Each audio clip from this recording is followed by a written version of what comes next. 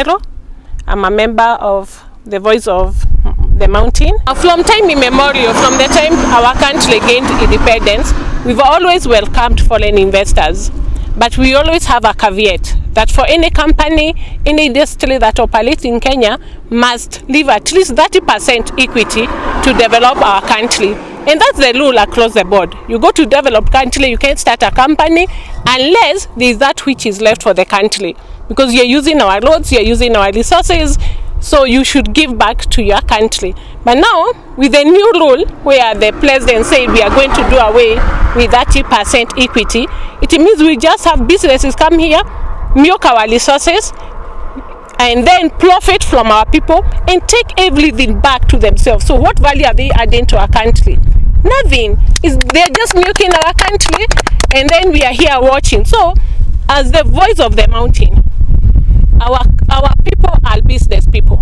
Our people are professionals. So we need to ensure that the 30% equity is brought back so that our country can live, and also we face fair competition. It doesn't make sense to have people competing with us, yet they are bringing nothing but just draining us. It affects me in two folds. One, as a leader, and also as a parent. If I look at my own bill, last year, a time like now, with 1,000 units, I'd get 60. With 1,000 bob, I'd get 68 units of electricity. That was last year, 2022. Last month, I got 45. That is tokens. This month, the same 1,000 is giving me 39 units. So it means my cost of living has doubled, yet my income has not increased. So that means somebody has literally taken off 50%. In economics, we call it real income. So somebody was earning 20,000 last year. His net worth, his real income right now is 10,000. That's what you've been reduced from 20k to 10,000. So your income is half. The other thing for me, I get people knocking doors because everything is like the electricity, the fuel, unga, kila kitu, watu wetu wana chakula. Yes. As parent, and then it's the high time. One of the agenda, the demonstrators were talking about, and that made many people join them, was the cost of living. So right now, since we have the chance, let it be the top agenda. The bipartisan committee is going to address the cost of living. And somebody should not tell us about international things. The price of fuel, I can tell you from my economic perspective. The cost of fuel we have right now, the world prices are the same, close to what was there in 2021. So the price of fuel worldwide has gone down. So with or without subsidies, the highest price that should be paid for fuel should be 120 bob. With or without subsidies. With subsidies, it should come down to around 80 bob per liter. So living should go down. Actually, electricity should be down as we speak. Let's go, either we go back to where we were last year, or it can even be brought much lower. The fuel prices have gone down. The Ukraine war is no longer relevant. The world prices have adjusted. That's what we say. They have adjusted. They are no more. We don't have escalated fuel prices. No, let the prices go down. Leader of opposition has made it clear yesterday that they are going to have a discussion with the government.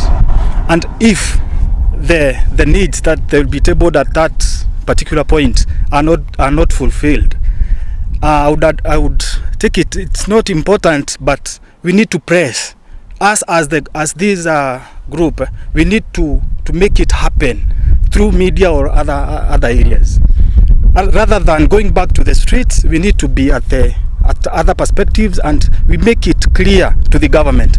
And according to our president, Honorable William Ruto, he needs to hear the Wanjiku's voice, and actually he needs to do something on it.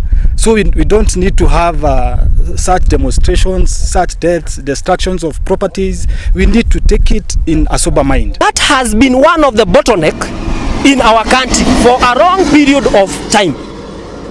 The question is, even if you form the IEBC, are we going to solve the issues that have been there? Let us first of all think to address the issues that have been there, so that even those people that will be there that will be appointed. Yes, we will be having people all across the sector, that is from the region, from the business people, from the across all where representation. But the question is, are we going to solve the question, the issue that has been there on the issue of the IBC? Let us solve the issue that have been there. If it is the issue of the system, let us first of all focus on the system, so that we will not be hearing about the complaint now and then, because even the Supreme Court, what they also discussed, that of Mutonga and this is of Maraga, they also discuss about the issue of the system. Let us first of all fix the system before we discuss about the formation of now the IBC. Kuna kikundi hiki chetu ambacho kinajulikana kama Sauti ya Mlima, na sisi tumejiunga ili kuweza kuelekeza mahitaji yetu ya mlima kwa serikali ambayo iko sasa hivi. Ni kwa sababu kuna mambo ambayo tungetaka kushukuru sana yakiwekwa katika hii bipartisan committee ambayo itafomiwa na itaweza kufomiwa na serikali pamoja na upinzani. Ya muhimu sana ni kama mambo yale ambayo tunaongea ya ugawaji wa rasilimali ni katika sehemu hii yetu. Hii mambo ya kusema kwamba shilingi moja kwa mtu, one man one vote one shilling, itatusaidia sana ni katika sehemu hii yetu ya Kiambu. Idadi ya Kiambu ni ya watu wengi sana, lakini ugawaji wa mali haitufikii ni katika hapa kwetu. Tunaangalia ni katika sehemu kama Ruto ambayo ina watu wengi sana. Pale basale haifikii hata wanafunzi wengi wao hata wamalizi masomo, ni kwa sababu ya ukosefu mzuri wa ugawaji wa rasilimali. Kwa hivyo tungeliomba kama kikundi hiki, sisi mambo yetu yanayojadiliwa katika mahali pale ikaweza kuweko pale mezani, nasi tukafaidika, na hata vijana, ajira na kazi kwa vijana ikaweko pale, ndiposa sisi tukaweza kuona kwamba katika mlima mambo ya pombe na mambo mengine yamepungua, kwa sababu watu watakuwa ni katika hali ya kazi. Napongeza sana kuwa na watu pale kama Martha Karua. Ni kwa sababu tukiwa na watu kama pale ambao hawana ubinafsi, ambao haangalii mambo ya ubinafsi ati wa chama ama mtu mwingine pale juu yake atakuwa kimfinya, itakuwa ni vizuri. Ni kwa sababu yule tunajua kwamba yeye yuko gangari, na tungiomba sana sisi kama kikundi hiki cha Sauti Mlimani tuweze hata sisi kuwa na wakilishaji ni katika pale, ili tukaweza kupeleka petition yetu pale kwa yale mambo tunayotaka yakawekwa pale, kwa sababu wengi wao katika vyama vilivyochaguliwa, uwe UDA uwe Jubilee, wengi washanunuliwa, washatoka pale, hatusikii sauti yao. Sisi ndiposa tumeingia nafasi ile tukawa Sauti Mlimani. I'm coming from Goribadhika. I'm representing the Mount Kenya, the voice of Mount Kenya. We are here to represent the voice of those people which is not heard in the high levels. One, in Kiambu, as we are going, we are in a position whereby we are not going to be having anything to sell. We are just going to be people to buy. The reason is, most parts of Kiambu been homes of real estates and others. So in future, we shall not be having anything to sell. And as the people of Mount Kenya, we depend on two things, business and farming. And you cannot do business if you have nothing to sell and buy. That is what we call trade. The other thing is about the living cost.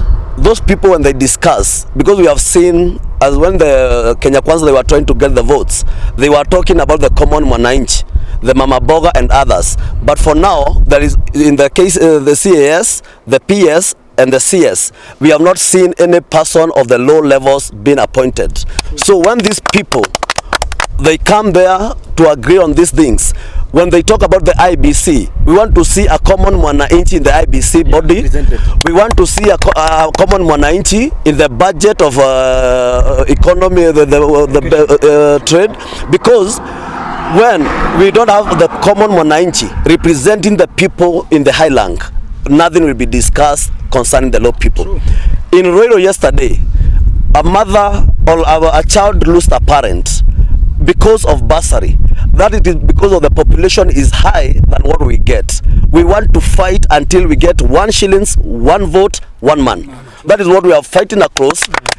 And we are not going to be silenced by anyone until the people of Mountain says what is theirs. That is all about our target. Our deputy president is walking around saying he represents the people of Mount Kenya. But still, when we look at the businesses, you cannot be representing the people of Mount Kenya and see the businesses of the people of Mount Kenya, they are being affected at your watch. You have to, if you mean I'm representing the people of Mount Kenya, can you fight for what they benefit in? That is what we call leadership, fighting for your people. My name is Waiganjo Anthony Mbogo, member of the Voice of the Mountain. One thing that would like to address is the issue of education. Back in days when we had so many boards that were formed to discuss the issue of education, but none of these boards have been able to address the real meaning of education, especially in our country, Kenya. Uhuru tried on his level best to bring the issue of education, the issue of also Kibaki cutting down the cost of education. But with the new government, they have do away with all the issue of subsidy. One thing that we are requesting, it is reintroduction of this subsidy to lower the cost of education. Why? There is a high cost of living. The question is, can you be able to pay for education, or are you going to feed your children? So our humble request is to make sure at the end of it all, as we lower the cost of living, let us also rethink about the education. The bipartisan committee that will be formed, let it think about the issue of common mwananchi in terms of education. It is very shameful when you go to Ruiru that a person has to die because of trying to get the bursary. So our main issue, it is to ensure that we lower the cost of education, and the only thing also this can happen, it is when we divide these constituencies so that we can have so many constituencies, for example of Ruiru among others, so that we ensure we have more allocation of resources going towards education. So Tabo leader by the name Harold Haas once said, politics is who get what, when and how. Now we are discussing about how. When you are going there, it is the issue of the Kenya Kwanza and the issue of the Azimio, what they want.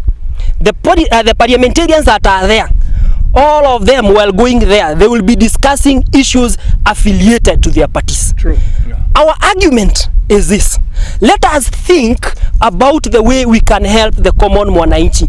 Leave alone your political parties. Let us think here about the common mwananchi who brought you now to the parliament. It is not who brought yourself to the parliament. You are brought to the parliament by the common mwananchi. Let us think about the common mwananchi.